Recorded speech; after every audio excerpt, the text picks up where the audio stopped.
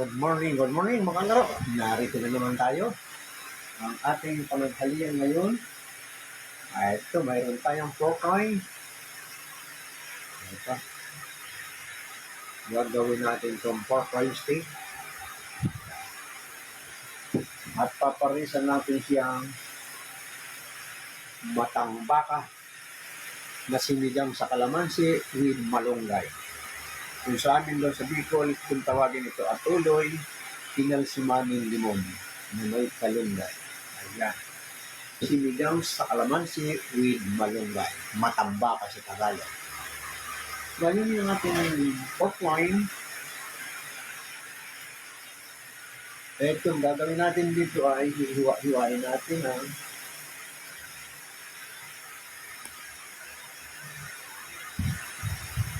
yan. Ano ito nakuha ito? Ano yung camera? Yan.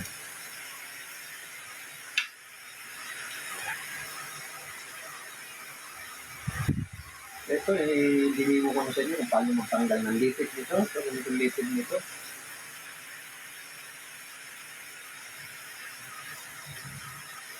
Itong lipid nito, ginagamit ko lang ng kutsilyo.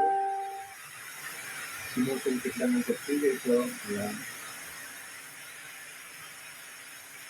Para makuha mo yung lipid. Sila naman tumito lang sa ito. Nakuha mo ng ganyan, kutsilyo nito. Makuha mo sa hatak na hatak yan.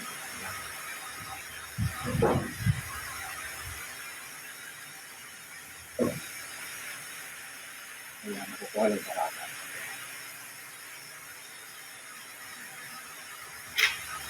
Ayan, kuha na sa hatak ha. Yan ang lipid lang yan. So, isa pa.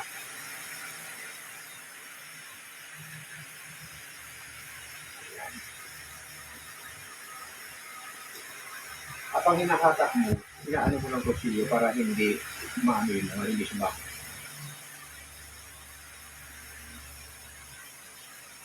Ayan. Yan ang makuna sa steak. Yan, dito sa parting maliit naman, siyempre gagawin mo nito para magkasang taste of serving. Ganda naman hindi siyang hiwa. Ayan.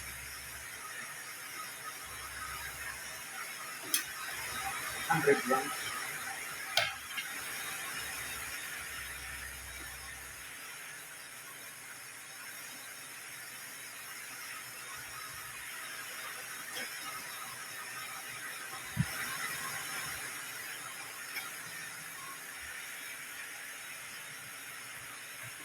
Ganyan lang pag iwan mo yung steak, idudubol mo yung hiwa niya para bumuka. Bumuka na. Kahit hindi mo tatarin ito kasi malambot ito, hubukan mo lang. Mainitan lang ito. Isang baliktaran din ito. Pork loin, malambot ang pork loin.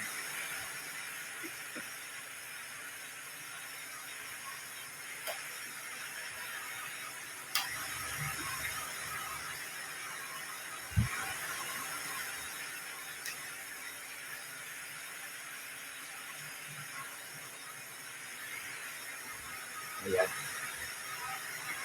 Yung halagang 190 na pork loin, umabot ko na lang 7 servings. 7 servings. Ayan, wala pa naman ito. Tulad ito, isang tao, siguro isang tao. Yung matambakan naman natin, kilo ay 240. Ito. Kaya-kaya naman ito sa bulsaya.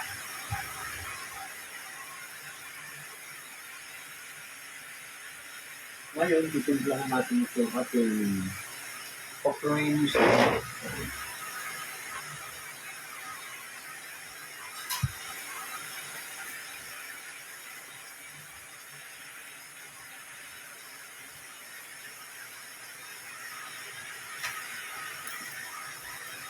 Unang-unang ilagay natin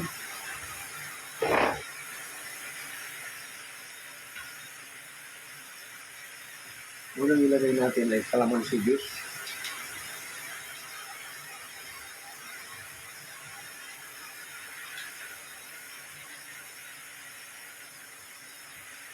Ito gagamitin natin dyan sa isda.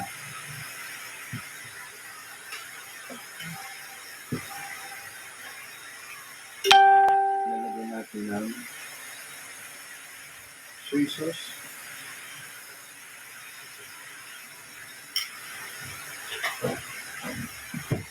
Lagyan natin ng pamintang durog.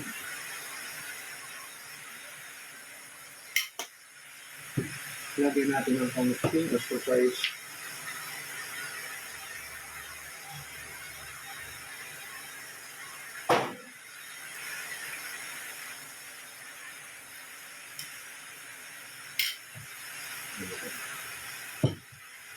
Deep fried natin sa olive oil at yung pinaka-sus nito, pinagmarinitan natin ng kaunting butter, yun ang pinaka-sus niya. Yan. Ito ay ang ating liquid seasoning. Good morning sa mga dumadaan.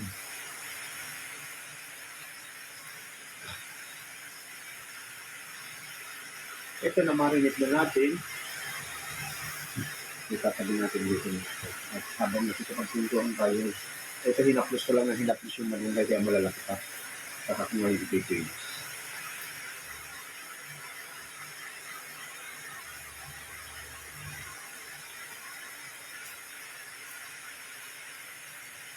Pag nagsisigang tayo sa kalamansi, kaunti lang malunggay. Kasi hindi naman pinakaano ito para lang man yung sigang na kasi kung masyadong maraming malunggay, tama.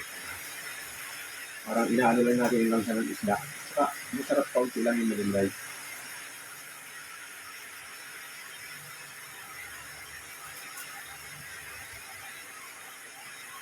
May ating sinigang ito, may kamatis, may sibuyas, may luya. Ibang minsan na nilalagay kong pantang lang ito.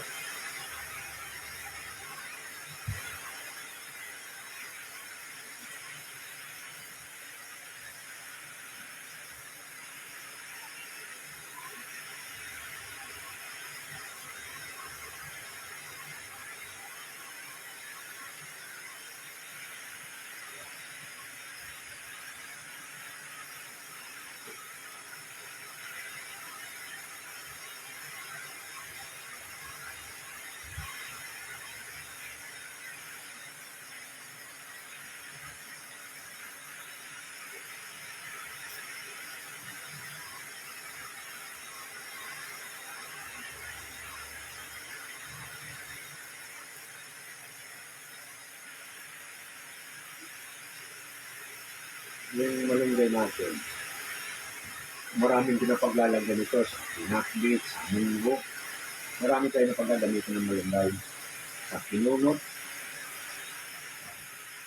Ano naman ang malunggay, hindi natin ito yung kumbaga hindi na siya sangkad ng malunggay. Marami siya na paggagamitan at masustansya naman yung ating malunggay. Kaya laging nagagamit sa kapag kainan ng ating malunggay. Yung araw meron akong malaking magpuntunot dito sa tapat ng bahay. Kaya lang nung kumuha ko ng isang bilyar, ginawa kong dalawa, inabot yung puno. Kasi inurong namin yung pinito. Ayan, matagal din yun. Almost 10 years yung malunggay na yun sa akin. Marami nang inabang ng kapitbahay doon. Lalo na nung lockdown. Kami number 1 yung nakakagamit kasi walang makakalabas.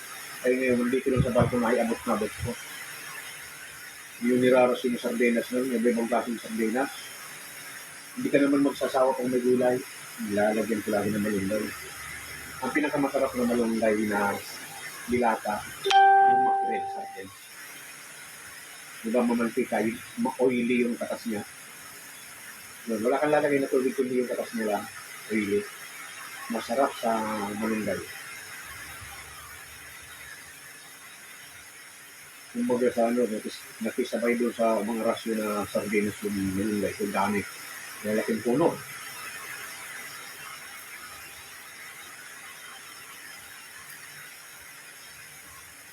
Sisilip muna tayo ng mga dumadaan. Good morning sa inyo lahat yan. Wow, time.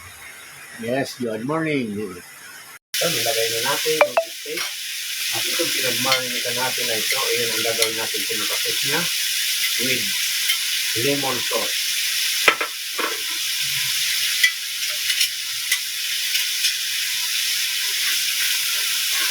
Ayan.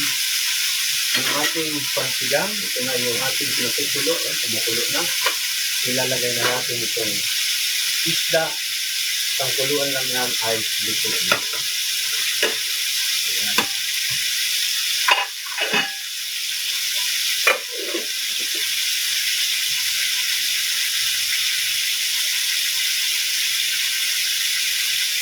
Ang ating malunggay, nilalagay natin ito pag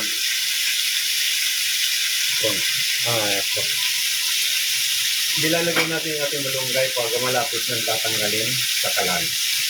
Kasi ito maupukan lang ito, luto na ito.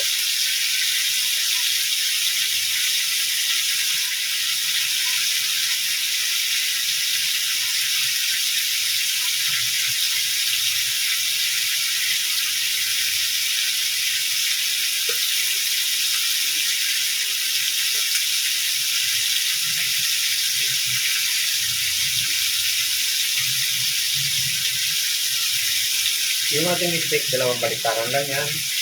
Tapos na.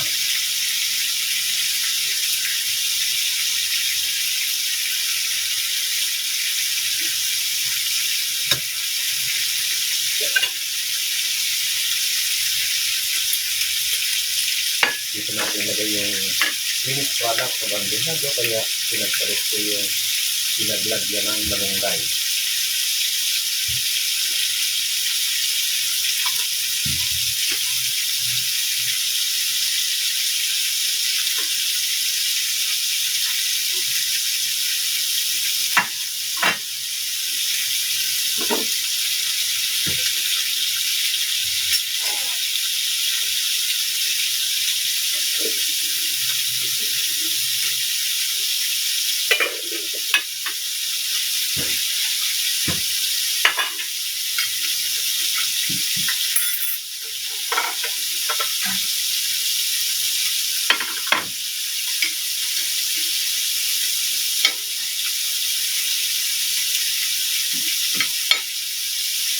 Natanggal natin yung gusto ng kalamansi. Kalimutan ko yung kadaan sa strainer kanina. Ayan.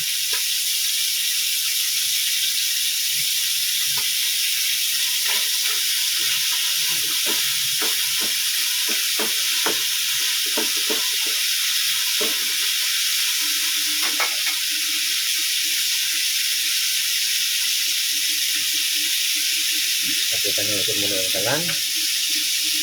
Ayan, habang sinisirit.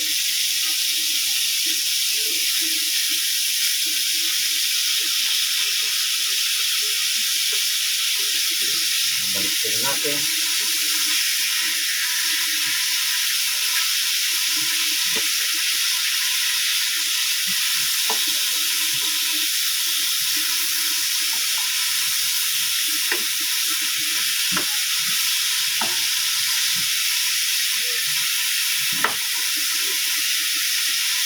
Ayan, ganda ng kulay ng ating steak. Pag nabaliktad na.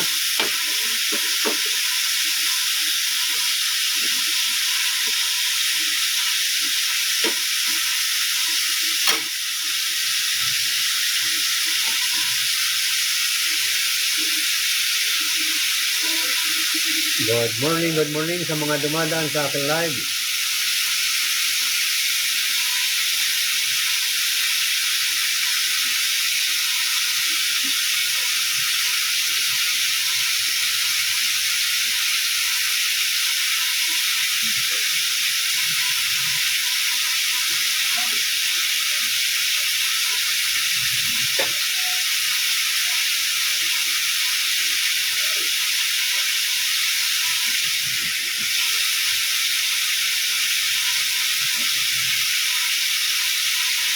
Ayan.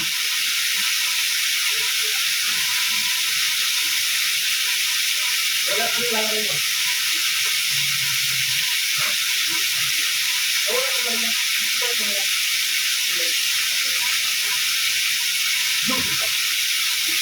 Wala kang lalagay mo.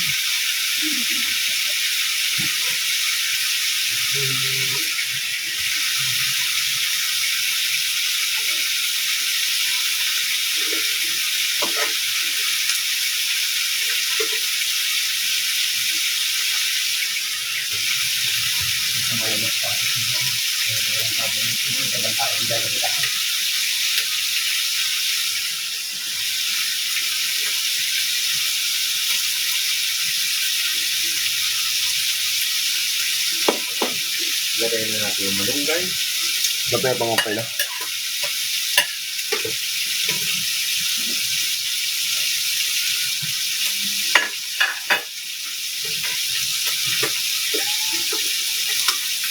Lagyan natin ng konting ginisa-mix.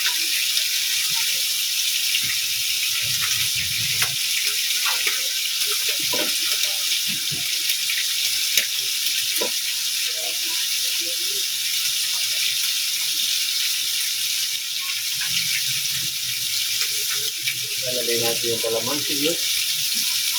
Ayan.